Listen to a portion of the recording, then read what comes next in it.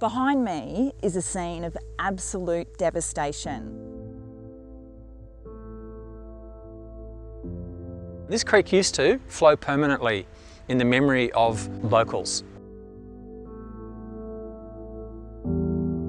You can see cracks that are not along the grain, they're going against the grain, which isn't natural, which means there's something else at play here. Something has impacted it in a way that couldn't have happened normally. So the water should be up to here.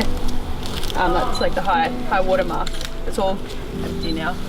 We spoke to a councillor once and they were saying that in his living memory and his dad's living memory, this creek was never dry until they started mining here. So we're standing in the channel of a creek on solid sandstone. It's as solid as you can get, but this creek's changed forever. This creek bed has been destroyed from Longwall mining for coal that's going underneath it. Under our feet, progressively over the last 10 years, there's been Longwall passes pass between us.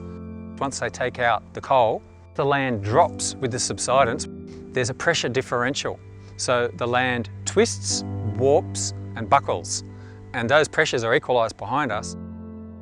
The flow comes down the creek, hits the cracks and then goes down into the aquifer, the groundwater beneath us. Let me go through the changes here. It's changed the channel forever. It's changed the flow of the creek forever. It's changed the water chemistry.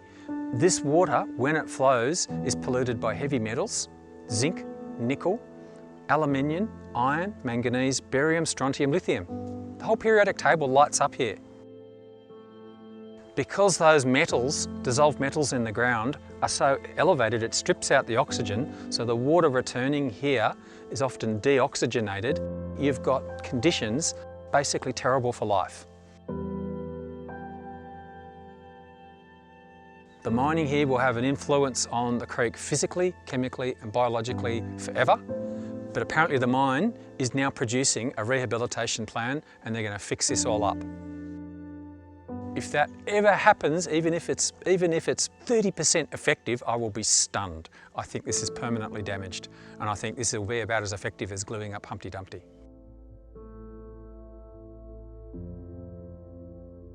This same thing is occurring in Sydney's water catchment, but we haven't been able to go to Sydney's water catchment to have a look because we're not allowed in. By the way, Warragamba Dam, the biggest catchment, that is severely affected by coal mining, particularly in the Lithgow area. So the Springvale coal mine produces very salty and metal-rich effluent, and that is probably today one of the biggest flows in the Warragamba catchment. They changed the legislation to get around that. Longwall mining is happening under Sydney's water catchment. It's destroying creek beds. The coal companies know that this is going to happen. The government knows it's going to happen when they approve it. And this company is asking to be able to mine in more places. They've got an application in for more mines. That is absolutely ludicrous. It's criminal. In this day and age of climate change and drought, we cannot be approving more Longwall mines in this area.